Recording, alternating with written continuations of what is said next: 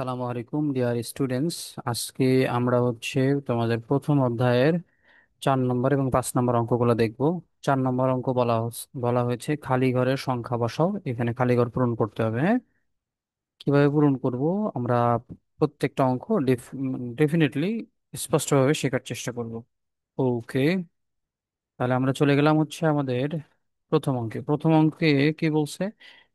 Clue দেওয়া আছে, ঠিক আছে। ক্লু কিভাবে দেওয়া আছে দেখেন, এখানে 7 দেওয়া ছিল, এগুলো পূরণ করছি আমরা। হ্যাঁ, কেমনে পূরণ করছি সেটাই বুঝাচ্ছি। 7 দেওয়া আছে, এখানে 4 দেওয়া আছে। এখন আমার কাজটা কি, এই 7-এর ঘরের নামতা পড়তে হবে, তাই না? 7-এর ঘরের নামতা পড়তে হবে যে 7-এর ঘরের কোনটার সাথে গুণ করলে 4 পাওয়া যেতে পারে। দেখেন, 7 কে 7, 7 দ্বিগুণে 14। 7 কে 7, 7 দ্বিগুণে 14। আপনার 7 থেকে 7-এর ঘরের 9 পর্যন্ত নামতা পড়ে দেখবেন যে এখানে 14 ছাড়া আর কোনোটাতেই 4 পাওয়া যাবে না। আর কোনটাতে 4 পাওয়া যাবে না। এই জন্য আমরা কি করলাম, এখানে 2 বসাইলাম। 2 7 দ্বিগুণে 14, ঠিক আছে। 14 4 হাতে থাকে 1। এবার খেয়াল করেন, এই 6-এর সাথে এটা গুণ করেন। 7 6-এর সাথে 42 আর 1-এ 43। 43-এর এখানে 3 বসাই দিলাম, হাতে থাকে কত? 4। হাতে থাকে কত? 4 হাতে থাকে। এখন 4 হাতে থাকে, খেয়াল করেন এইখানে এমন কিছু বসাইতে হবে।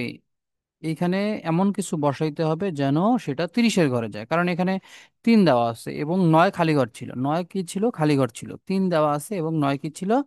খালি ঘর ছিল। বুঝতে পেরেছেন? 3 দেওয়া ছিল, 9 এখানে খালি ঘর ছিল, তার মানে 30-এর ঘরে পড়বে। 7-এর সাথে এমন ভাবে কোনো একটা সংখ্যাকে গুণ করতে হবে সেটা যেন কিসের ঘরে পড়ে?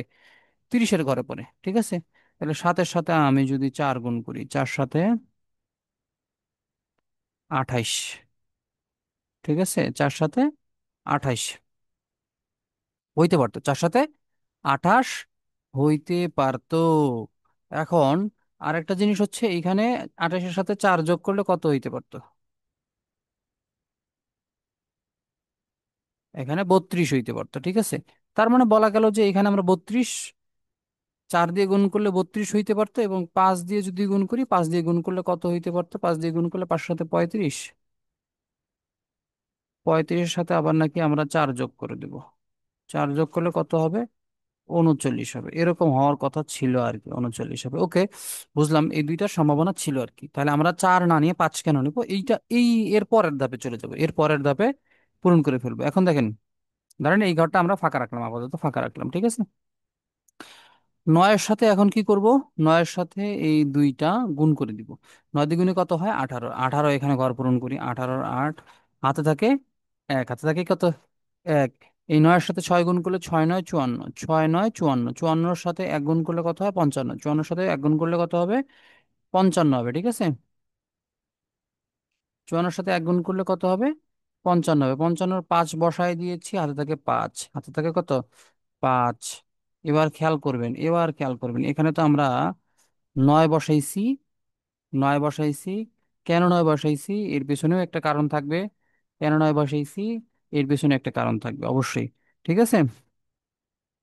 তো এখন দেখেন, এইখানে এমন একটা সংখ্যা বসাইতে হবে, এইখানেও এমন একটা সংখ্যা বসাইতে হবে যেন কি হয়? কাছাকাছি মিলে যায়, যেন কাছাকাছি কি হয়? মিলে যায়। মানে কেমনে মিলবে? এইখানে দেখেন 5 আছে, এইখানে 5 আছে, 5-এর সাথে এখানে একটা ঘর আছে। তাহলে আমরা বুঝলাম যে এইখানে এমন একটা সংখ্যা হবে যার সাথে এইখানের একটা সংখ্যাকে গুণ করলে 50-এর কাছাকাছি যাবে। ধরেন আমি 8 দিই। উপরেরটা 4 আমরা চিন্তা করেছিলাম, উপরেরটা 4, পরেরটা 8। এটা কত হয়? এটা যদি 8 দিই, এটা যদি 4 দিই, তাহলে কত হয়? 32। যেটা কখনোই যোগ বিয়োগ করলে 50-এর কাছাকাছি যাওয়ার সম্ভাবনা নাই, কারণ আমাদের হাতে 5 ছিল, হাতে 5 ছিল। এই জন্য যদি 5 দিয়ে যোগ করি, তারপরে আমরা কখনো 50-এর করে যাইতে পারবো না। তাহলে 8 এবং 4 দিয়ে এটা কখনোই সম্ভব হচ্ছে না। ধরেন এই উপরেরটাতে 4 ছিল, উপরের শূন্য স্থানে 4 ছিল, এখানে ধরেন 4 ছিল।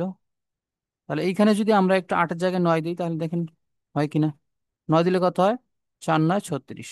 আচ্ছা, 36-এর সাথে কখনো 5 যোগ করলে সেটি কি 50-এর ঘরে যাবে? কখনোই যাবে না। এটা কত হবে? 41 হবে, যেটা কখনোই 50-এর ঘরে যাবে না। তার মানে এখানে অপশন একটাই, যে এখানে 50-এর ঘর বানাইতে গেলে এখানে কি করতে হবে? 5 আর 9 বসাইতে হবে। 5 এবং 9, 5 9 45, 5 9 45 বসাইতে হবে। 5 9 45 বসাইলাম। 45-এর সাথে যে হাতের 5 ছিল, হাতের 5 যোগ করে দিলে কত হয় দেখেন। 5 9 45, হাতের 5 যোগ করে দিলে কত হবে? 50। ঠিক আছে, এই হইলো আমাদের এই 50 হয়ে গেল। তার মানে হচ্ছে আমাদের এইখানে 5 বসাইতে হবে, এখানে 9 বসাইতে হবে, এবং তাহলে এখানে যদি 5 বসাই, তাহলে এইটা গুণ করলে কত হবে? এখানে হচ্ছে 5 সাথে 35, আর এর আগে 4 হাতে ছিল 35, আর এতে হচ্ছে 39। ঠিক আছে, এই 39 এখানে বসবে, এবার বাকিগুলো যোগ করে দিবেন, হয়ে যাবে। এটা হচ্ছে নিজের একটা আইকিউ লেভেল চেক করার জন্য, এটা আসলে কোনো টেকনিক নেই, বুঝাইও পারা যাবে না। হ্যাঁ, তবে এই অঙ্কগুলো আমরা বুঝাই দিতে পারবো এতটুকুই। কিন্তু বাকি অঙ্কগুলো এটা তো আর হুবহু থাকবে না, একটু ডিফারেন্ট থাকলে নিজেদের মতো করে সমাধান করে নিতে হবে। এটা আইকিউ টেস্ট, পারলে ভালো, না পারলে নাই। তারপরে এখানে কি করছি, 5 বসাইছি, 5-এর সাথে 8 গুণ করছি, তাহলে 5 × 7 = 40 হয়। কারণ 8 আছে এখানে, 5 না বসাইলে কোনোভাবেই কত পাবো না, আমরা শূন্য পাবো না। হ্যাঁ, 8-এর ঘরে নামাতে পরে দেখেন 8 থেকে 9 পর্যন্ত 5-8 = 40 ছাড়া অন্য কোথাও কোনো শূন্য পাবেন না। ঠিক আছে, এই জন্য এখানে 5ই বসাইতে হবে। তাহলে 5-8 = 40, নর্মালি অ্যাজ ইউজুয়াল গুণ করবেন।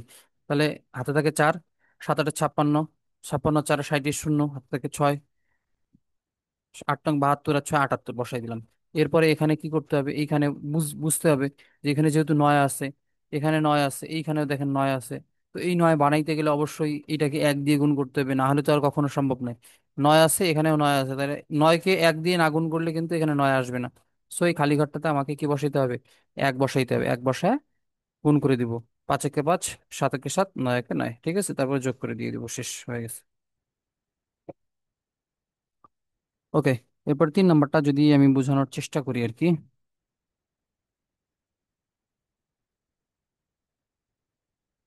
3 নম্বরটা একটু বুঝি, 3 নম্বরটা কি বলছে? এরকম দিয়ে দিছি, এখন আমরা কেমনে কি করব? আমাদের তো কোনো ক্লু নেই এখানে। ক্লু না থাকলেও এখন কি করা যাবে? ক্লুটা হচ্ছে এখানে কত আছে, 19। 19। এখন এইখানে এমন কিছু একটা সংখ্যা বসাইতে হবে যেটা কি 19-এর কাছাকাছি যায়, যেটা 19-এর কাছাকাছি যায় 4-এর সাথে।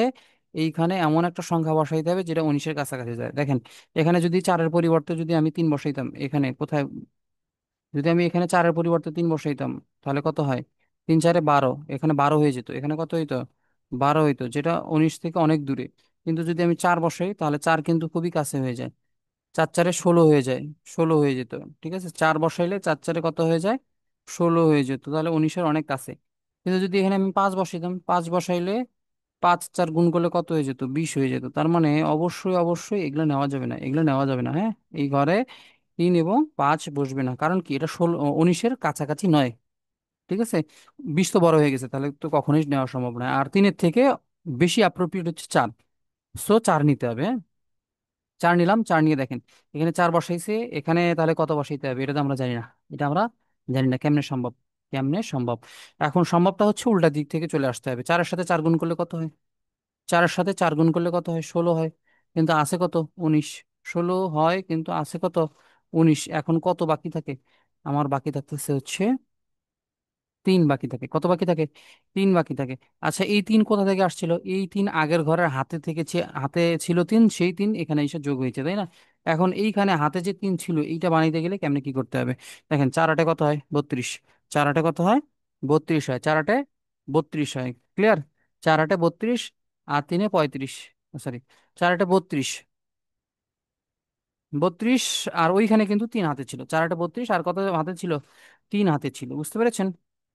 ওই 3টাই নিয়ে আসতে হবে এখানে। ঠিক আছে, নিয়ে এসে 16-র সাথে 3 যোগ করে 19 করে দিতে হবে। তাহলে বিষয়টা হচ্ছে, এখানে যদি আমি 7 বসাই, 4-7 28, 28-এর সাথে গুণ করেন।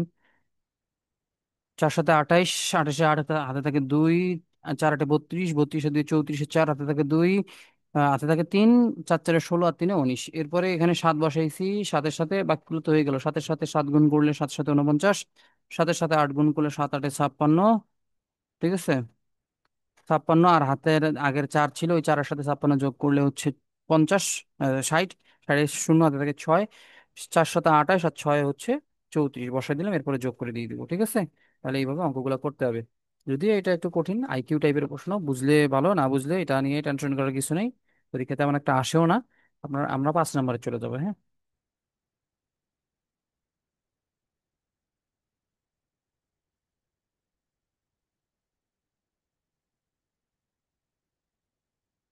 ওকে, 5 নাম্বার হচ্ছে আমাদের কি? 5 নম্বর বলছে একটি গ্রাম গ্রামবাসীরা গ্রামের রাস্তা মেরামতের জন্য টাকা তোলার সিদ্ধান্ত নিলেন। তাহলে গ্রামে পরিবার আছে কতজন? 324টি পরিবার আছে। 324টি পরিবার আছে, প্রত্যেক পরিবার নাকি 250 টাকা করে দেয়। প্রত্যেক পরিবার মানে একটা পরিবার, তাহলে একটা পরিবার কয় টাকা করে দিচ্ছে? একটা পরিবার কিন্তু 250 টাকা করে দিচ্ছে। 250 টাকা করে দেয়, এরকম কয়টা পরিবার আছে? 324টি পরিবার আছে, ঠিক আছে, 324টি পরিবার রয়েছে। তাহলে এখন সর্বমোট কত টাকা জমা হবে? আচ্ছা, একটা পরিবার যদি 250 টাকা দেয়, একটা পরিবার দেয় কত টাকা? 250 টাকা। তাহলে দুইটা পরিবার কয় টাকা দিবে? 250 গুণন 2, তাই না? তা তিনটা পরিবার কয় টাকা দিবে? তিনটা পরিবার দিবে 250 গুণন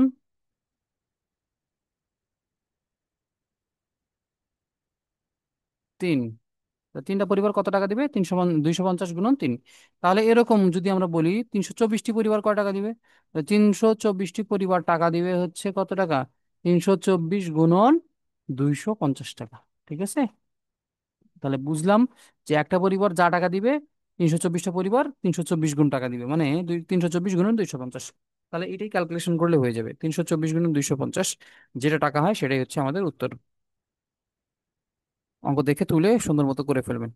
ঠিক আছে, আমাদের উত্তর কত আমরা একটু দেখে আসি। তাহলে এই যে দেখেন, আমাদের উত্তরটা হচ্ছে গুণ করলে 81,000 টাকা। তাহলে 324 জন পরিবার 250 টাকা করে, মোট 81,000 টাকা দেবে।